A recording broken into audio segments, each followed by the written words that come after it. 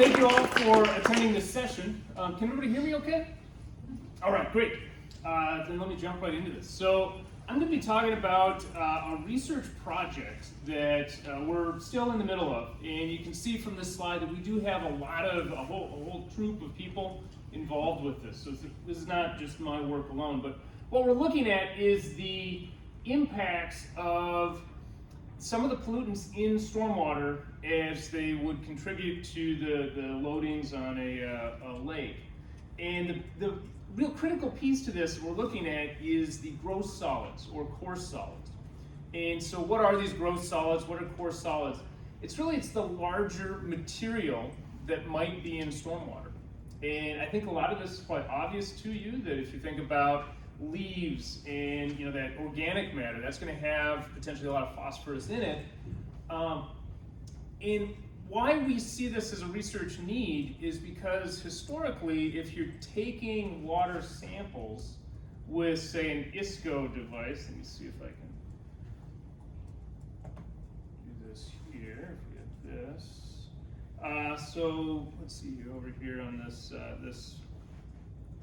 this here is an ISCO and a sampler. The water will be sucked in through one of these small tubes. You're not going to get a leaf traveling through that. It's not going to be part of your water sample. And even if you took a grab sample from a bottle, a lot of those sampling techniques are that you avoid any material floating on the surface. So the stuff is there, we're just excluding it from our sampling protocols. And there has been research back in 2008, Masoud Kanahanian had published some papers showing how these sorts of sampling techniques can bias what you think is in the stormwater. And the only way to really understand it might be to do a full stormwater capture. So that's kind of what our mindset was, to say, let's take some of these areas that we know have this coarse material, gather it all up, and really measure it and see what's there. So that was really the core of our study, was to better understand those things. So what we did is we divided this into a couple different tasks. One task, we're just doing a full catch basin capture. So we have barrels kind of hidden at the culvert outlet of a catch basin, and we would try to gather all of the stormwater from one storm. We have other spots where we're characterizing settling rates of the material, the leaves. And then task 3 is really what I'm going to focus on here, which is our site sampling of surface pollutants. And for that, we're really thinking of capturing on one of these rain garden points like this. So the leaves that are coming from the trees, things in the street during a rain event, during a smaller rain event in particular, we should have almost complete capture of that material traveling into one of these basins. And so we put our sampler here to try to gather up all that material, and then we collect that nearly on a weekly basis throughout the year. In a large storm event, we may get some bypass or may get some missing samples. So this can be seen as maybe a minimum. There has been other research looking at ISCO data, where this line here is going to be some ISCO data on how phosphorus is going to be present in our runoff. And this is plotted up against canopy fraction, so the amount of tree cover that you have, right? Is it 25% or 35%? That's going to vary. So this is the sort of thing that we were looking to compare against. There is some modeling that's been done looking at that coarse organic phosphorus, how much of a fraction that might be. So we were looking to better understand those things. So let me get into this study a little bit now that you have some background for what we were looking for. We took 13 small basins, and these are all in this area, not too far from here in St. Paul. We had a couple of residential sites that had heavier tree cover, 70% tree canopy. We had some residential sites that were swept regularly, and those canopy cover ranged from about 70% to 0%. And we had a couple parking lots which were less canopy. They were down in the kind of 10% canopy cover sort of a thing. So that was our selection of basins that we're looking at. And then we chose our basins also that they all have one of these endings like in a rain garden that we could capture some of this material. Some of these did have a structure. You can see this concrete structure. It actually ended originally with a screen down here. And so we removed that and replaced it with our sample bag. We were using a netting bag. Like I said, we'd go out on a regular basis, we'd collect the bags, put a new bag in, bring everything in and check it. So every one of our sites, we were hoping it would end in this kind of a system that we could modify with a bag. We did have a couple sites that were curb inlet, so we constructed basically a funnel that was sealed down, and then we used a collector net here. And even this, in the fall, gets overwhelmed with leaves, so we will sometimes back this up with silt fence or something like that, just to have a larger barrier to make sure that nothing's getting over this and lost. Once we gather that material up, we'll bring it into the lab. We'll weigh it, get a moisture content so we know the dry weight. We'll do a loss on ignition test to measure the organic content. And we also do phosphorus testing on some samples. And so that gives us a really good understanding of the total mass, the organic mass, and the nutrient load that's potentially coming out of these watersheds. And all of this is hopefully, high in the watershed, early in the watershed, that we're gathering it all. And so let me just run through some of this data that we collected so far. This is a plot showing the total mass in a year, and each of these is for a different site. So we have a bunch of residential swept sites, and we have a spring, summer, and fall collection of masses, and then the total, I think, is the sum of that bar. So we have almost 270 kilograms of material that we gathered up in 1 year on some of these basins. Some of these are, only down at maybe 30, 40 kilograms, but that's still a lot of material.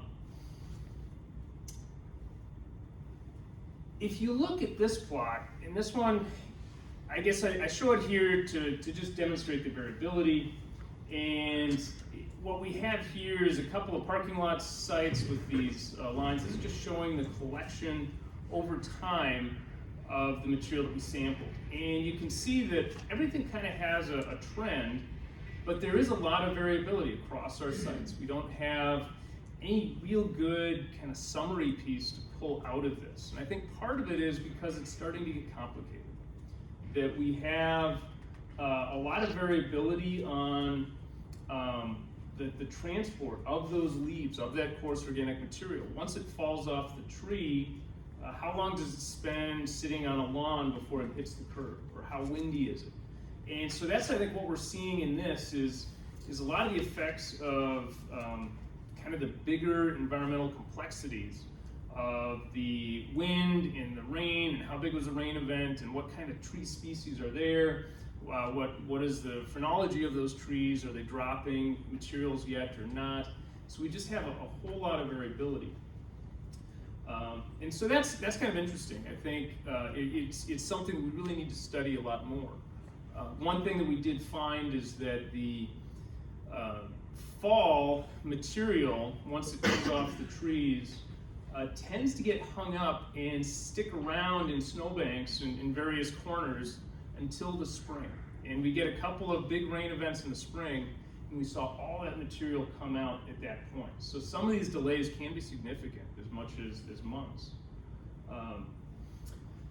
At the same time, we have plots like this, which I think are really insightful. So this is a residential site, and the dark line is the organic mass compared to the inorganic mass. In the parking lot, the organic mass is down here, and the inorganic mass is up here. So we can look at different watershed characteristics and start to decipher or predict how we're going to be getting different types of material. It's a total, gross solids, but this type of a watershed might have more organic or less organic.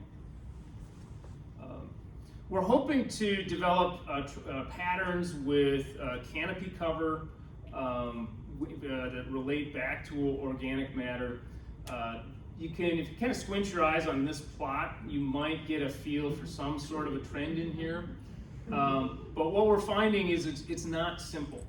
And we do have some better relationships we're working on as we're gathering this year's data to compare it to a connected impervious in relation to the canopy cover. That shows a lot of potential. And as I said before, we're seeing some of these time differences as far as delays in the material coming through. So it definitely makes for a complicated system to try to understand how that material, even though we know there's a lot there, how do we predict it and how much is going to come off of any given storm event.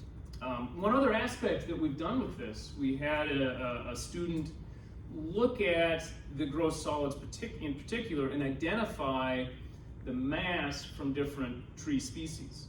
And then some of the parking lots that have a limited number of trees around them, we can identify how far away some of these sources are. And so it's not a watershed that we're looking at, it's a wind shed or something else that's really defining the capture zone for this. So we have to rethink a little bit of how we're normalizing our data even to come up with some of these good relationships. And it's really interesting. There's a lot of things to look at. I think for this, let me see, what am I doing on time? It is definitely a work in progress. This is one spot that Aaron Pietsch, the master's student on this, found this relationship, and I think it shows a lot of promise. So this is a little bit of a complicated graph that you see here, but what we have is he took GIS data and he came up with this plot, which is the NDVI. It has to do with the reflectivity of different color bands, and you could think of it as a greenness index on that watershed. And so it's not very green here. At the bottom we have the date, and so it's not very green, and then as the summer goes by we get kind of the peak greenness of all the leaves on those trees, and then the leaves start to decay and they go away from being green, and we don't have that. And there's a very strong relationship to the organic percentage. So if you think back to those other plots where we have this difference between a parking lot and a residential site, we also have differences in time based on the tree phrenology. And this looks like things that we can start to predict and model, and then forecast how much organic material is going to be coming out of a watershed at a given time. We can relate that then back to phosphorus. And so we've done testing on this to also look at how the phosphorus relates to the organic portion in those samples. And now you can probably visualize or follow me into this complicated mathematical problem that we're on the verge of solving, where we have these variables on our organic matter, our time of year, our type of basin, and our phosphorus content. And we can start to forecast maybe that total phosphorus loading that's going to be coming out of that gross solids component. And it's looking really promising. I think right now we can think about just the bulk numbers, that the 200 kilograms per hectare of gross solids are there.